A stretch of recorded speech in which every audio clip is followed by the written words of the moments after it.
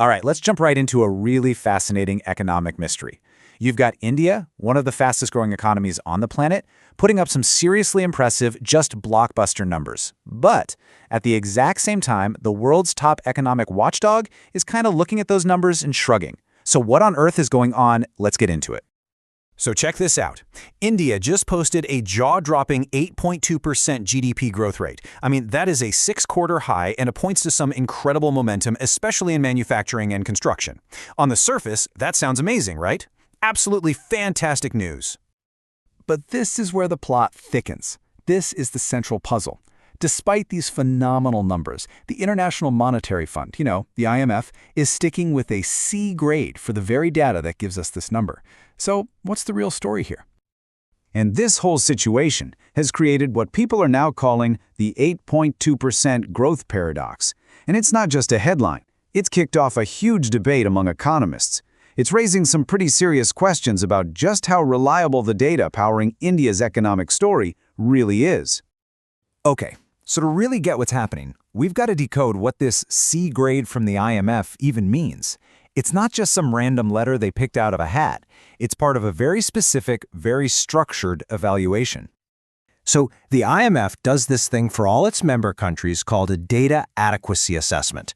The best way to think about it is like a regular health checkup, but for a country's economic numbers. It's a standard thing, and it's designed to make sure the data that everyone, from investors to policymakers, is relying on is actually solid. And trust me, this is no quick glance. They look at everything. We're talking about the accuracy, how quickly the data is released, the methods used to calculate it, whether it covers all the important sectors, and if the numbers actually line up across different sources. It's incredibly thorough. So how does the grading actually work? Well, it's a pretty straightforward A to D scale. A is perfect, D means you've got serious problems. India's GDP data got a C, which, according to the IMF, means the shortcomings are big enough that they actually hamper surveillance. Basically, it makes it hard to get a clear picture. Now, it's not all bad. Other areas like fiscal data got a B. But the big one, the GDP number that everyone talks about, that's the one under the microscope. All right, so let's dive into the why. Why the C grade? The IMF has pointed to 5 major issues with how India crunches its economic numbers. You could think of these as the 5 key clues that help us solve this whole paradox. First up, and this is a big one, is the base year. The entire GDP calculation is benchmarked against how the economy looked back in 2011-12. That's almost 14 years ago. Now, for context, this is supposed to be updated every 5 years because, think about how much an economy can change in over a decade. It's massive. The second problem is a little more technical, but it is absolutely crucial. It's all about how you adjust for inflation to get the real growth number. You start with the nominal GDP, and then you use something called a deflator to get the real picture. And this is where India's method really diverges from the global standard. Most of the world uses what's called the Producer Price Index, or PPI, which tracks prices right from the factory. India, however, uses the Wholesale Price Index. Now that might sound like a tiny detail, but using a different method can actually lead you to the wrong conclusion about how much the economy is truly growing. The third issue is maybe the toughest nut to crack. How do you even measure India's gigantic informal sector? We're talking about a part of the economy that makes up nearly half of the country's output and, get this, about 80% of all jobs. But it's not measured directly. Instead, it's estimated using proxies from the formal sector, and that, as you can imagine, can really throw off the accuracy. And to top it all off, there are 2 more big issues. First, the national census that was supposed to happen in 2021 got delayed. That means any calculation based on population is using old, outdated numbers. And second, there are delays in pulling together all the financial data from the central and state governments, which can make it tough to see the country's real fiscal health.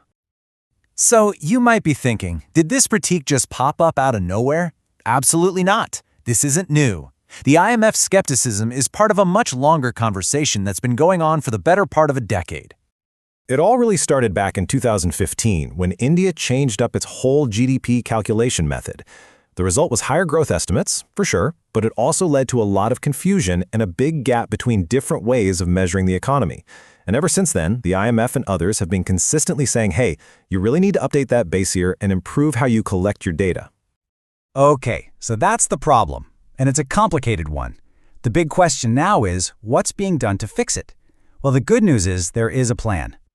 The Indian government has publicly come out and acknowledged these issues. The official line is that work is ongoing to modernize the statistical architecture.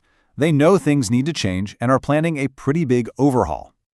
And this isn't just talk. There's a real roadmap. A new inflation series just got introduced this year. Next year, we're expecting a brand new GDP series with a much more recent base year of 2022-23.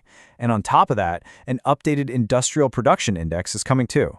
The goal is to have all of these reforms fully in place by 2026. And the impact of these changes? It's huge. They're designed to tackle every single one of those concerns we just talked about.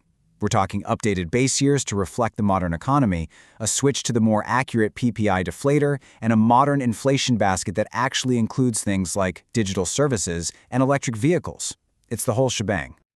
So what's the bottom line here? Look, this C grade from the IMF doesn't mean India's economy is in crisis, not at all. The better way to see it is as a wake-up call. It's a necessary nudge to speed up these really important data reforms so the numbers can finally give us a true, accurate picture of India's incredibly dynamic economy.